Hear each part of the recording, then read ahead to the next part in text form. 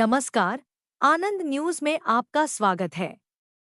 स्वतंत्रता दिवस के अवसर पर प्लास्टिक के तिरंगे झंडे बेचने वालों की अब खैर नहीं होगी।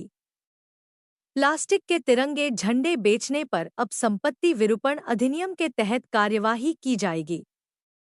जिसके लिए 3 विभागों के अधिकारियों की संयुक्त टीम इस पर निगरानी रखेगी। इस बात का निर्णय आगामी 15 अगस्त को वारासिवनी नगर में स्वतंत्रता दिवस कार्यक्रम के संबंध में विचार विमर्श करने के लिए तहसील कार्यालय वारासिवनी के सभा कक्ष में एसडीएम कार्तिकेय जायसवाल द्वारा आयोजित अधिकारियों, व्यापारियों, पत्रकारों सहित नागरिकों की बैठक में लिया गया। इस बैठक में सभी ने अपने अपने सुझाव एसडीएम कार्तिकेय जायसवाल व जनपद पंचायत वारासिवनी की मुख्य कार्यपालन अधिकारी दीक्षा जैन के समक्ष रखे,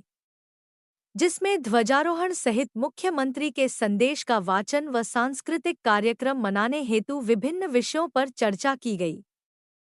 बैठक में लिए गए निर्णय अनुसार नगर के बड़े शासकीय शिक्षण संस्थाओं द्वारा स्वतंत्रता दिवस के दिन सुबह प्रभात फेरी निकाली जाएगी,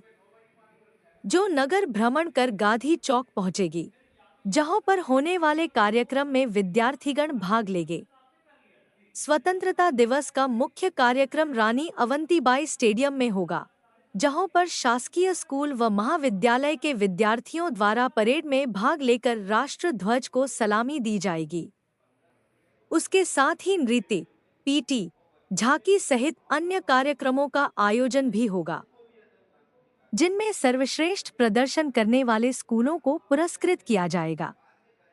इसके अलावा कार्यक्रम में कक्षा 10वीं व 12वीं में उत्कृष्ट स्थान हासिल करने वाले विद्यार्थियों, खेलकूद व अन्य गतिविधियों में राज्य स्तर पर स्थान पाने वाले विद्यार्थियों, अंगदान व देहदान करने वाले नागरिकों, समाज सेवा, पत्रकारिता व अन्य क्षेत्रों में अपना सर्वश्रेष्ठ देने वाले नागरिकों का ट्रॉफी, शील्ड, प्रशस्ति पत्र आदि भेंट कर सम्मान किया जाएगा, जिसके लिए एक जूरी का गठन किया जाएगा। बैठक में यह भी निर्णय लिया गया कि शासन की मंशा अनुरूप हर घर तिरंगा फहराने के लिए जनमानस को जागरूक किया जाएगा, लेकिन इसके साथ ही प्लास्टिक के तिरंगे से दूर रहने की सलाह भी दी जाएगी, क्योंकि स्वतंत्रता दिवस के बाद लोग प्लास्टिक के तिरंगे को यहाँ वहाँ फेंक देते हैं, जिससे उसका अपमान होता है। वहीं उसमें माइक्रो प्लास्टिक मिला रहता है, जो पर्यावरण को नुकसान पहुंचाता है। बैठक में लिए गए निर्णय अनुसार 3 विभागों की संयुक्त टीम इस बात की निगरानी रखेगी कि नगर में प्लास्टिक के झंडों की बिक्री ना हो पाए। यदि कोई प्लास्टिक के झंडे बेचते हुए पाया जाता है, तो संपत्ति विरूपण के तहत कार्यवाही की जाएगी। बैठक में वर्षा के मौसम को देखते हुए स्थान परिवर्तित करने के सुझाव भी नागरिकों द्वारा दिए गए,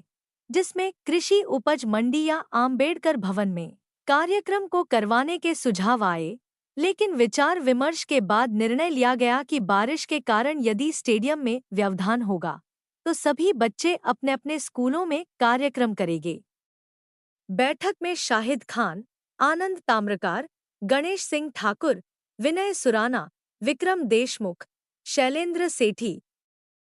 अनीस खान, मोनू लिमजे, मिलिंद नगपुरे, दिलीप मराठे, चिंतामन नगपुरे, शिक्षक राजेश सोनेकर, शिक्षक राकेश मिश्रा, सीएमओ सूर्यकांत उके सहित अन्य अधिकारी कर्मचारीगण उपस्थित रहे। क्लब ग्राउंड पे जो परंपरागत रूप से हमारे कार्यक्रम का वेन्यू रहा है, वहीं पर हम हमारे सारे कार्यक्रम कराएं, जिसमें ध्वजारोहण शामिल है, जिसमें परेड शामिल है, सांस्कृतिक कार्यक्रम शामिल है, और ऐसे बच्चे जिन्होंने कानूनी सूची में स्थान प्राप्त किया है या ऐसे बच्चे जिन्होंने किसी और अपने कार्यक्षेत्र में खेल कूद में, चित्रकला में इत्यादि में डिविजनल स्तर पर या स्टेट लेवल पर कोई उपलब्धि हासिल की है, उनका सम्मान किया जाना है। साथ ही शासन के निर्देश और यहाँ पे सब सहमति से ये भी निर्धारित किया गया है कि जिन व्यक्तियों ने अंगदान या देहदान किया है उनका, और जो ऐसे लोग हैं जिन्होंने अपने अपने कार्यक्षेत्र में, चाहे वो पत्रकारिता में हो, चाहे समाज सेवा हो, चाहे कोई और क्षेत्र हो, वहाँ पर अपना कुछ अच्छी उपलब्धि हासिल की है, उसमें एक जूरी का गठन करके उनका निर्धारण किया जाएगा और उनको भी मंच पर स्वतंत्रता दिवस के कार्यक्रम में सम्मानित किया जाएगा।